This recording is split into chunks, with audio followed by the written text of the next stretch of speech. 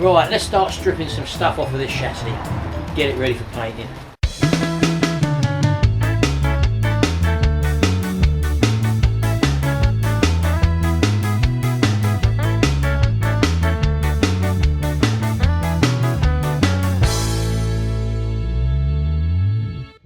Well, as you can probably hear, it's raining out here at the moment. It's a very lousy day, and I'm 3/4 under the carport, so I'm covered, but it keeps raining and keeps stopping and the sun keeps coming out, so it's just a matter of tinkering around, getting as much work as I can do because I'm on my own here.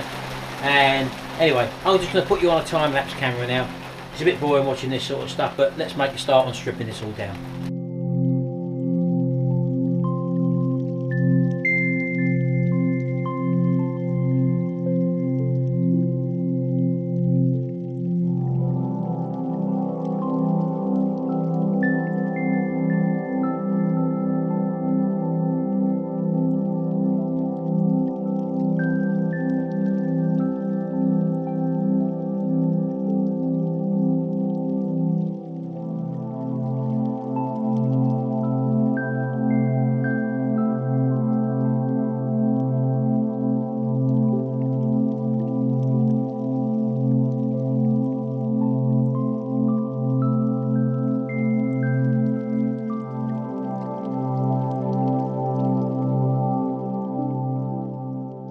Well, look at this. Down here, you just see me take, I've just took the engine mount or loosened the bolt on the other side. This one here is actually not there. Look, let me show you. Between that gap there is where there should be an engine mount, and look, it's actually missing. So it's actually been sitting on just one engine mount and just resting on that bar underneath there, that sort of stabiliser bar. That's all it's been resting on. So that could have given way at any time. So that should have been an engine mount in there. Very much the same as that rubber one that you can see there. So now the only thing holding this engine in now, literally, is that bar and the back mount. So I'm going to undo the back mount now, and then we're going to try and get the engine out.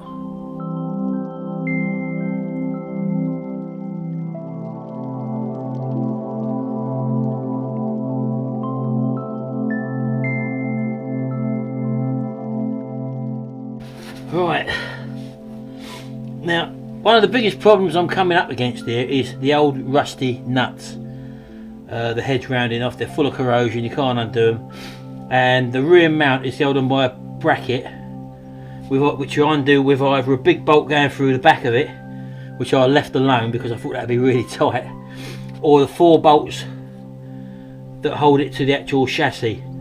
And I got one of them out, but the rest of them are really struggling to be rounded off. So I managed to get a socket on the big nut at the back, so I've undone that now. That was really tight, that was. And what I've got now is this stabiliser bar. Let me show you. As you can see, that's the rear mount there that I've actually undone now. And the seal, the washer, the rubber bushing in there is all perished away. So these are the 4 bolts which I couldn't undo. There's one there, and 2 the other side. So they're going to have to be cut out. So once I undo this nut here, it's only on a couple of threads, punch it through. I've then got this tie bar here to disconnect now, so I've undone it from this end, and the engine's literally sitting on that back mount at the moment, and the trolley jack at the front there. So I'm hoping that I can just possibly now undo this bolt, take that off, punch that out, and that will be the engine ready to lift out. Now whether I can lift it on my own is something which we're going to see, but I'm going to give it a go anyway. So I might just go and get the hammer, tap this out, and then see if I can lift this engine out of the way.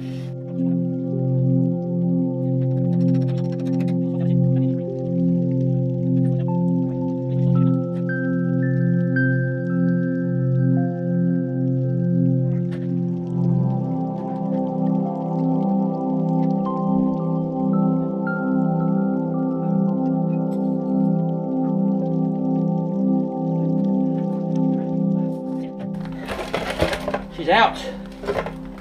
Whew. Yes, happy days. Right, we've got more of the same here now. I've got going to try and remove the fuel tank now, and I think we're going to come up against the same old problem, corroded bolts that may round off. So I've undone 2 of them at the back here because that's what's holding. There were some wires that was tapped onto there, so I've undone the 2 little ones at the back, but we've got these bigger ones here which I'm going to try and undo now, and they've all been painted over, so it's the same old story. I'm going to try and get them off anyway. Alright, this is what we're left with here. These 2 big ones here. Is that a 13mm or 1/2 inch? Due to the corrosion. So let's just try and give that a pull. Oh, take it both ways. Again, this could round. Oh, I like the sound of that. That sounds like something's revolving at the back, maybe. I don't know what's causing that, mind you, but give it a go anyway. Oh, here we go. Is that undoing? Not sure. Because if it ain't, we're in trouble.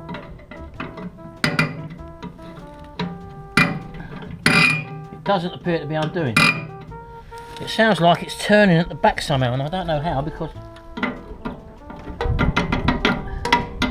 that looks solid at the back. Don't know. Or is that just crud in there? I don't know. Now, I don't know whether we're going to come up against the same thing this side. Oh, it sounds the same, doesn't it? I don't know. Unbelievable.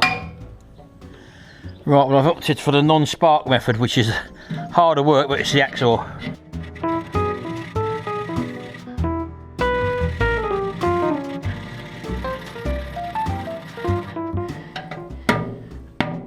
That's it. There we go. That just pops off like that. Little washer. There we go. That's strange, isn't it? Look, there's some sort of nut in there, look. What's that all about? Some sort of collar and nut. Can't work it out. And that rotates in there. What's that all about? I don't know. Well, I'm just going to do the same to the side now. You ain't got to see that. And then we'll get this tank out. Right, well, I've just come around to the other side of the petrol tank. You won't believe this, but it looks like there is a tube that goes right the way through the tank, and there's a long stud going through you. Let me show you. Right, just come around this side, and as you can see, look, I'm pulling this out. Look, this looks like it goes all the way through. I don't know whether that's standard fitment or not. So when I was turning the nuts at the end, it was spinning right at the other end of the nut. So if I would have tried and do that nut that end and then come this side and held back on the nut, I could have probably undone it. But it just goes to show you that looks like that's what it is. And as you can see there, this is a little collar that come off the other end, which obviously goes on there because there's one in this side of the tank as well. So now, technically speaking, I should be able to just remove that little collar. I've still got these 2 nuts here loosely done up, so let me try and take that out. Hold on. Does that prise out of there, maybe? This is that little collar thing. Now look. And that comes down, look, there we go. That's it. So that looks like there's a sleeve all the way through that tank, look. It don't actually go into the tank, but yeah, there you go. I didn't know that. Take that out. And that should be the tank out. I will stick that back in there for the moment, it don't matter, but... Right. There we go. And that is the fuel tank out.